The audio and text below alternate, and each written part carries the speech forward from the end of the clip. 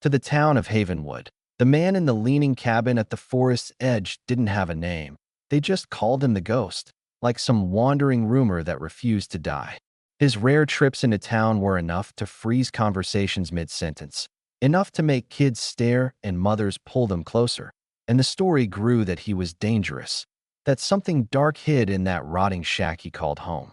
But you know how small towns are. Truth gets chewed up and spit back out as legend. What nobody knew was that when the fiercest storm in a decade slammed into those woods, it didn't just bring down trees and power lines. It dragged out a cry in the night that would force that so-called ghost back into the world he'd been hiding from and change everything Havenwood ever thought about him. His name was Rick, though most folks never bothered to ask. 50 years old, but with a face that carried decades more. Hard lines, weather-beaten skin, the kind of stare that didn't invite questions.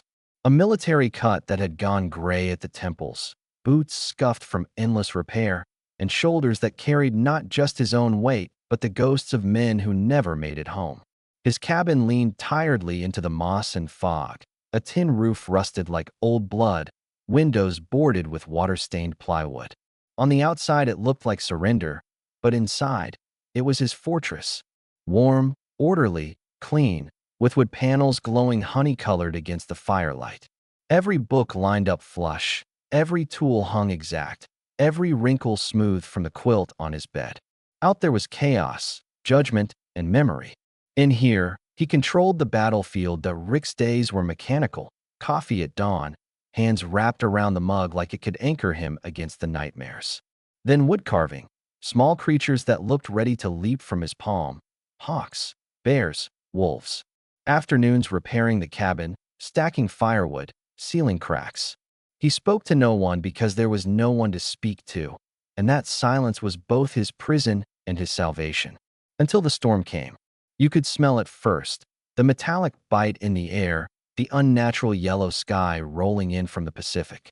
Rick snapped into soldier mode, hammering down loose planks, hauling firewood, filling every pot with clean water.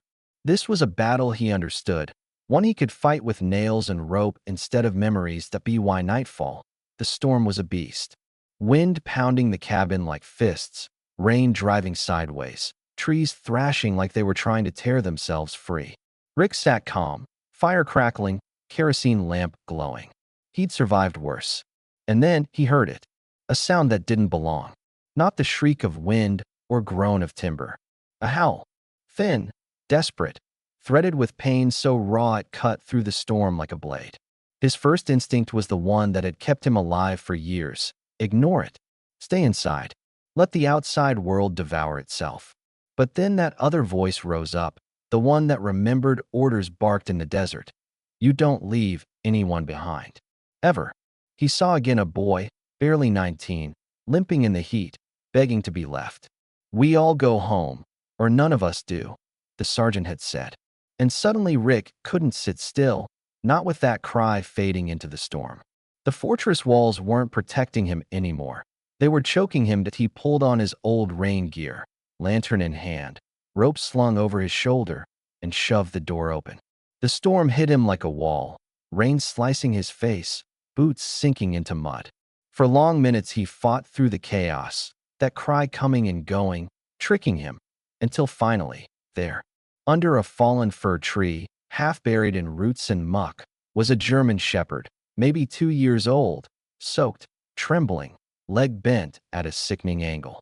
Amber eyes wide with terror. The dog growled, a broken, hopeless sound. Rick crouched, spoke low. Easy boy, let me help you.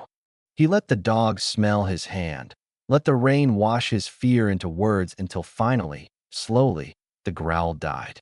Getting him back was brutal, both of them stumbling, one carrying the other, until at last the cabin door shut behind them and silence fell. Rick had dragged more than a dog inside that night. He had dragged chaos, life, and a reflection of himself that he named him Duke. The first battle was trust. The growls when Rick cleaned the wound, the way those amber eyes tracked his every move like he was another threat. But Rick had been a medic once, in ways no one ever saw. His hands were steady, his voice patient, and little by little the dog surrendered. One night, Duke jolted from a nightmare, legs twitching. Rick knelt, hand out, palm down, an offering, not a demand. Duke pressed his nose into it, then laid his head against the hand. That was the moment when silence cracked, when loneliness broke, when two wounded soldiers recognized each other. And then came the twist Rick never saw coming. A week later, Duke, still limping but stronger, pulled him off trail into a ravine. There, huddled against a cedar, was a little girl in a red jacket, face streaked with dirt and tears.